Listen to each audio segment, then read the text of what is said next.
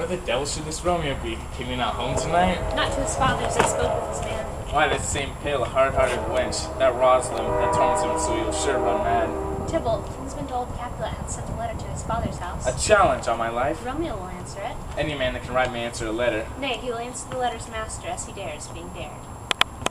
Alas, poor Romeo, he's already dead, stabbed with a white wench's black eye, shot through the ear with a love song, the very cleft of his heart, the very pin of his heart cleft with the blind boy's blood shaft. And is he a man to encounter Tybalt?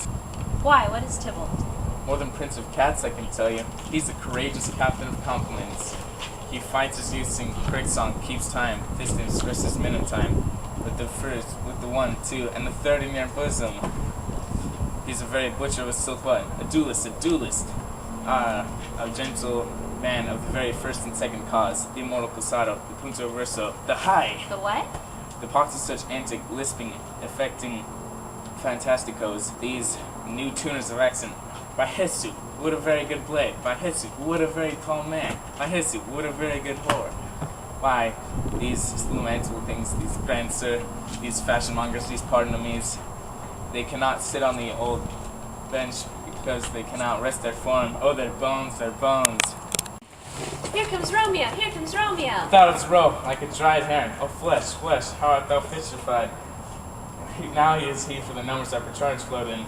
Or to his lady, who's but a kitchen wench. May, he'd have better love to be a rhymer. Dido a dowdy, Cleopatra, Gypsy, Helen and Hero, Hildings and Harlops. This be a grey eye yourself, but not to the purpose. Signor Romeo, bonjour.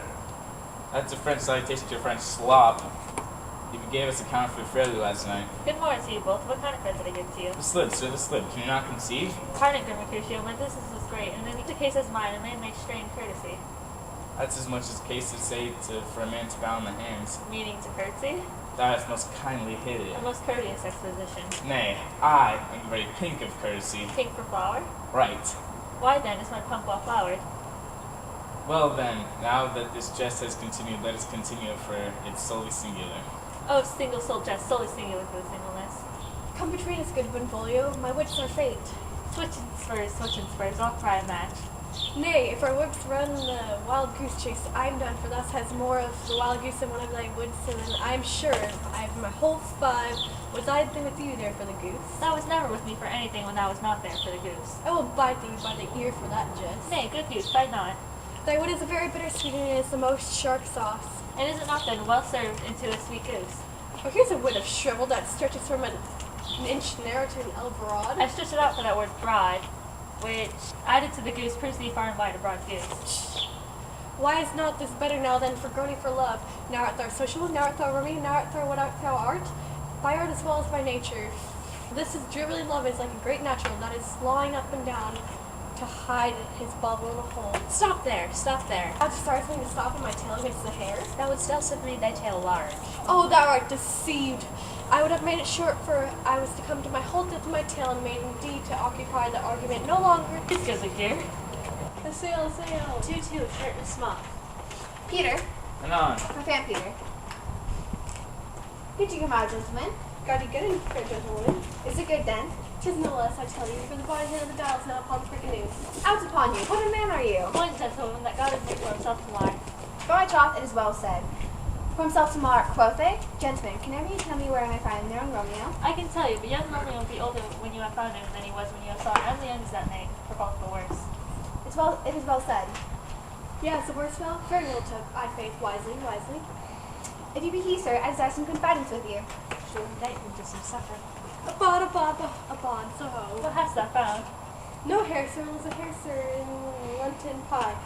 That is something stale and horribly spent. An old hair whore and an old hair whore is very good in England. And a hair that's score is 2 inch per score.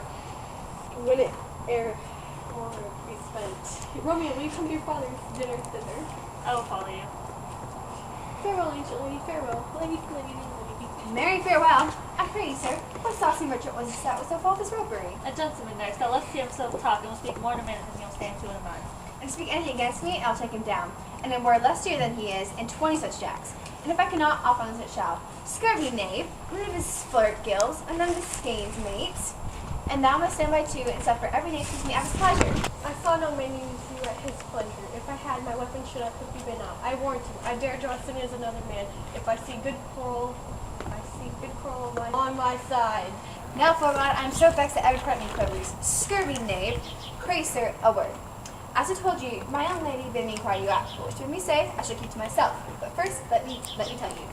If you should lead her into a fool's paradise, as they say, which were a very gross kind of behavior, as they say, for the gentlewoman is young, and if you should deal double with her, truly were ill to be off to any gentlewoman, and very weak dealing. Nurse, can I be thy lady and mistress? I protest unto thee. Good heart and eye of faith, and I'll tell her as much. Lord, let you be a joyful woman. What wilt thou tell her, nurse? Thou dost not warrant me. I'll tell her, sir, that you do protest, which, as I take it, is a gentlemanlike offer. Bid her some device means to come to Shrift this afternoon, and there she shall, Ariel and Sel, be shrived and married. Here's what I mean. No, truly, sir, not a penny. Go to her, so you shall. Afternoon, sir? Well, she shall be here. And stay, good nurse, behind the ivy wall. Within this hour my man shall be with thee, and bring thee cords made like a tackled stair, which to the high topgallant of my joy must be my convoy in the secret night. Farewell, we trust thee, and I'll quit thy pains. Farewell, commend me to thy mistress. May God in heaven bless thee. Hark you, sir. What sayest thou, my dear nurse? Is your man's secret? Did you not hear say to make you counsel putting one away? I warrant thee, my man's as true as steel. Well, sir, my mistress is the sweetest lady. Lord, which was a little prating thing. Oh, there's one nobleman in town, one Paris, who hath Spain lay knife abroad, but she, good soul, had his leave see a very toad as see him.